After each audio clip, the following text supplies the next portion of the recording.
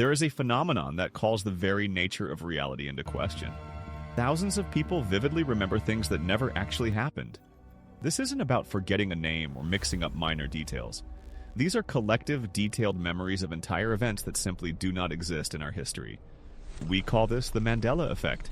In the next few minutes, we're going to explore why your own mind might be harboring these same phantom memories, and where parallel universes fit into the picture. It all began in 2009 with a woman named Fiona Broome. While attending a conference, she casually mentioned the tragic death of Nelson Mandela in prison back in the 1980s. To her absolute shock, she wasn't alone. Online, she discovered hundreds of others who remembered the exact same thing. The breaking news alerts, the televised funeral, and even the emotional speech delivered by his widow. But there's a catch. Nelson Mandela didn't die in prison in the 1980s. He was actually released in 1991. No, wait, it was 1990. He went on to become the president of South Africa and lived until 2013. That's a gap of nearly 30 years. How do hundreds of total strangers share the exact same, completely false memory? Now, Fiona Broome isn't a scientist. She's an enthusiast, someone who stumbled onto something inexplicable and simply couldn't look away. The most popular theory sounds like pure science fiction, parallel universes. The idea is that these people aren't actually wrong. They remember a different reality, one they somehow slipped out of and into our own. But the death of a politician, as strange as it is only the beginning. What if I told you that the most iconic pop culture characters from your childhood don't actually look the way you remember them? Did you see that? The Mandela Effect. It's that strange phenomenon where thousands of people remember something that never actually happened. And today, we're going to see how it hides in plain sight, tucked away in the things we know best, like the movies we practically know by heart. Close your eyes for a second and think back to Star Wars. Episode 5. Picture Cloud City, a narrow catwalk suspended over a bottomless abyss.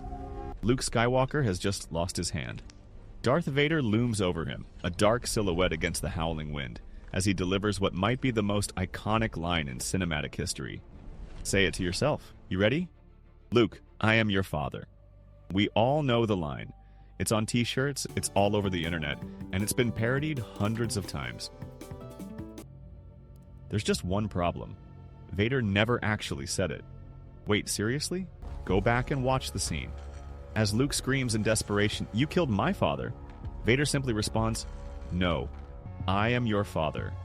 The word Luke is nowhere to be found in the original footage. It somehow slipped into our collective memory, as if someone spliced an extra word into the master script of modern culture. And it's not an isolated incident.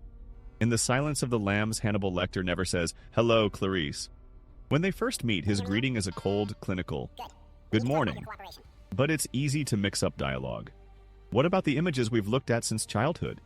Take the Monopoly mascot, rich Uncle Pennybags.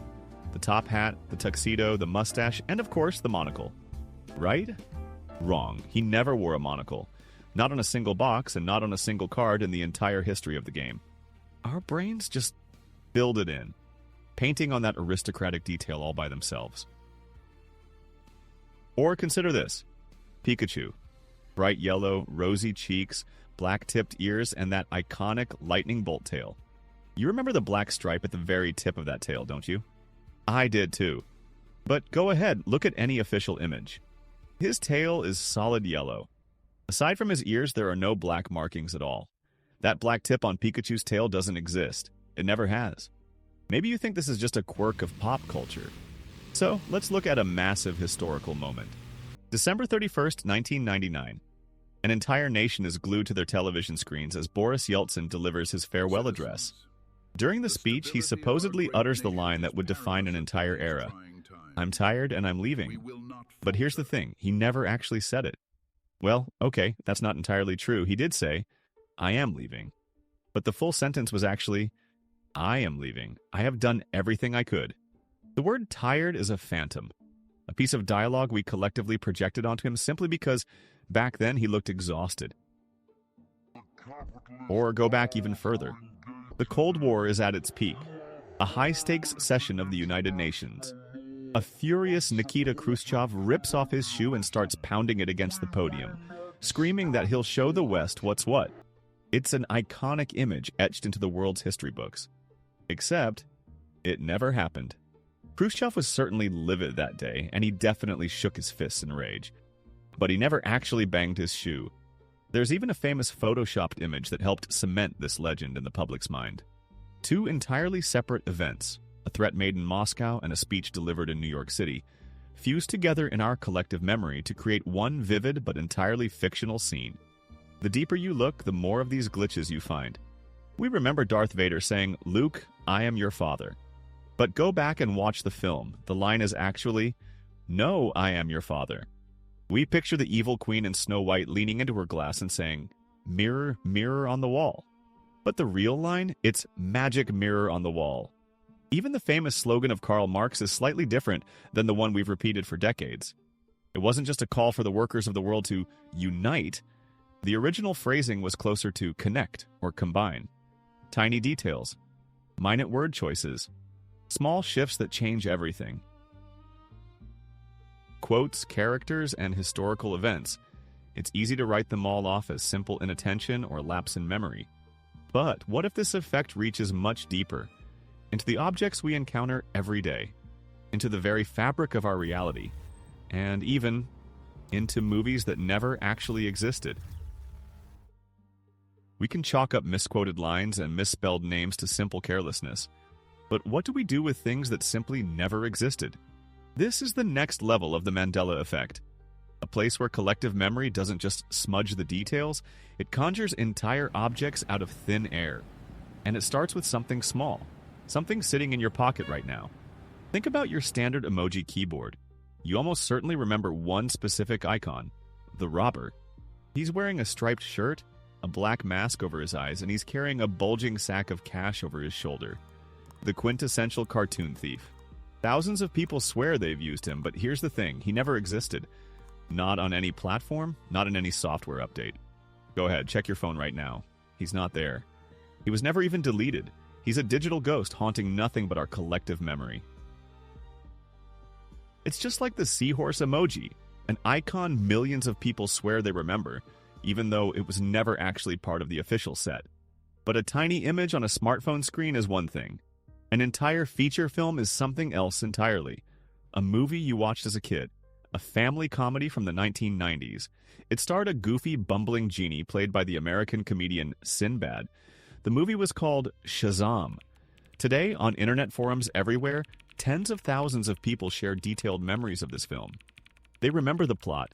A genie granting wishes for two children and getting into ridiculous trouble. They remember specific scenes. They remember the poster and the artwork on the VHS cover. They even remember exactly how they felt while watching it. There's just one problem. That movie doesn't exist. Sinbad never played a genie. The movie Shazam does not exist in a single database. Wait, you might say, it's just a simple mix-up. In 1996, a movie called Kazam was released, starring basketball legend Shaquille O'Neal as a genie. And yes, that movie is very real. But here is the strange part. The people who remember Shazam also remember Kazam. To them, these are two entirely different films. One features a bumbling comedian, the other stars a towering basketball player. They remember one as a solid family comedy, and the other as, well, a total flop. They remember two distinct movies. Yet reality insists there was only ever one. This isn't just a simple slip of the tongue. It is a vivid, detailed memory of 90 minutes of screen time that, according to history, never happened. Now, play the song "We Are the Champions" by Queen in your head. Picture a stadium, packed to the rafters. Tens of thousands of voices are singing along with Freddie Mercury. The grand finale. Night. The music fades out, leaving nothing but those powerful vocals and the driving beat of the drums. We are the champions. A pause. We are the champions. And then comes that final triumphant chord recognized by every person on the planet, of the world.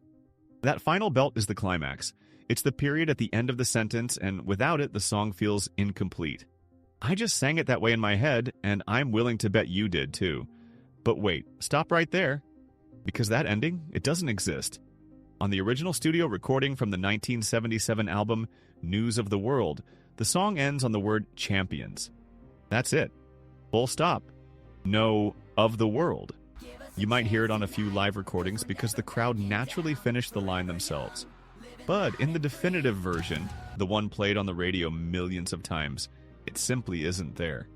The music just cuts to silence. But this is all just entertainment, right? Movies, music, emojis? Memory is a fluid thing. It's plastic, malleable. But what about history? What about events captured on film from every possible angle and scrutinized under a microscope for decades? The assassination of John F. Kennedy, November 22nd, 1963, Dallas, Texas. Close your eyes and try to picture the scene, the one we've all watched 1,000 times in documentaries. A long, open-top limousine cruises down the street. Inside, you see 4 people. There's President Kennedy and his wife, Jacqueline, in that iconic pink suit.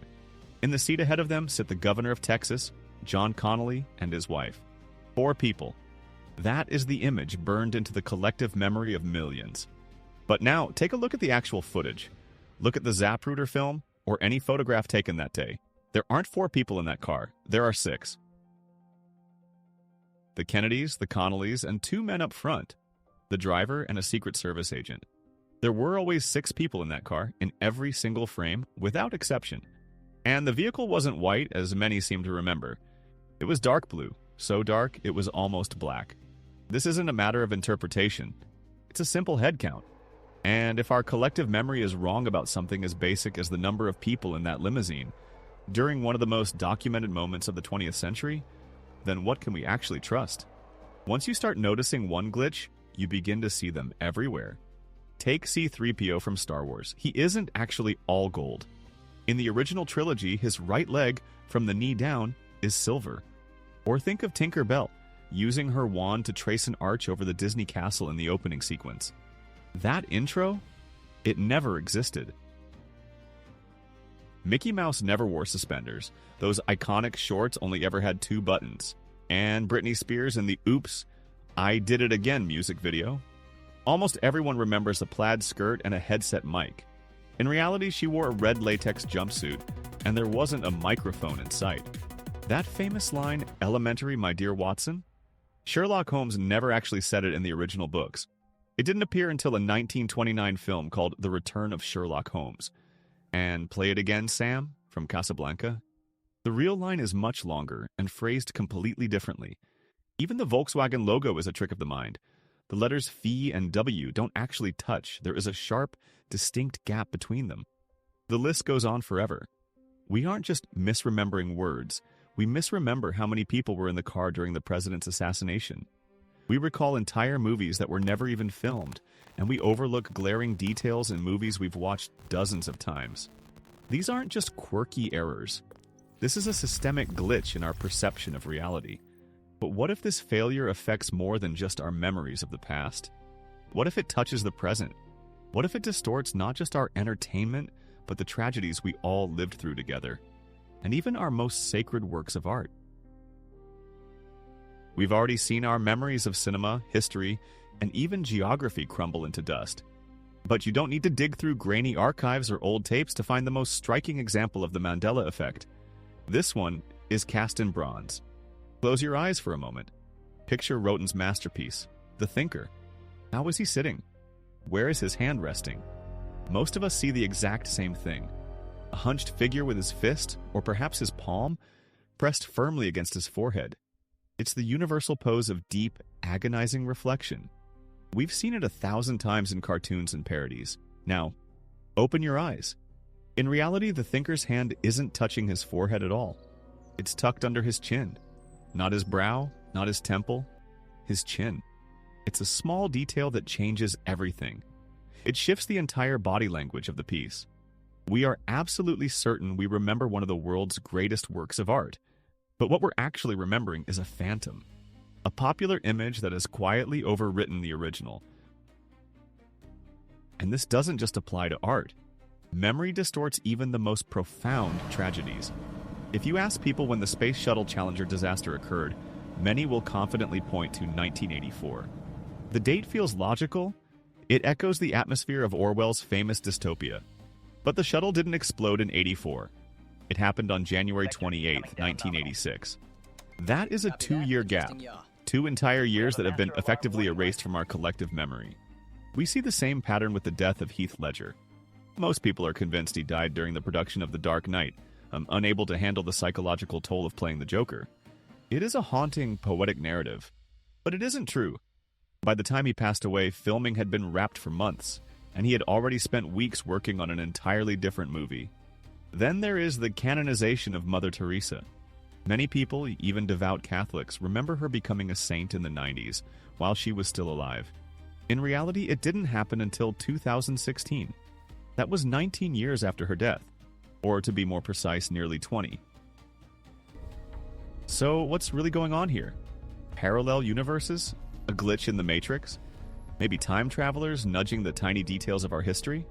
These theories are fascinating, sure, but they overlook the prime suspect, the single most unreliable witness in existence, and one that's with us every second of every day: our own mind. See, memory isn't a static hard drive full of files. It's more like a Wikipedia page, one that's constantly being edited. It's shaped by our expectations, our logic, and our emotions. Even the culture surrounding us plays a part. We remember the thinker resting his hand on his forehead because that's the universal symbol for deep thought. We link Heath Ledger's death to his role as the Joker because it makes for a more powerful narrative. And we nudge the date of the Challenger disaster back to 1984, simply because our brains crave neat, poetic coincidences. And that is the real secret behind the Mandela Effect. It isn't a story about a glitch in the universe. It's a story about the inner workings of human memory. Our brains don't just play back the past, they reconstruct it. From scratch, every single time. The mind fills in the blanks, rounds off the sharp edges, and hunts for logic in places where there is none. We aren't the victims of a cosmic error. We're just human. And the human brain? It's the greatest illusionist of them all. The only question is, what else are we remembering that never actually happened?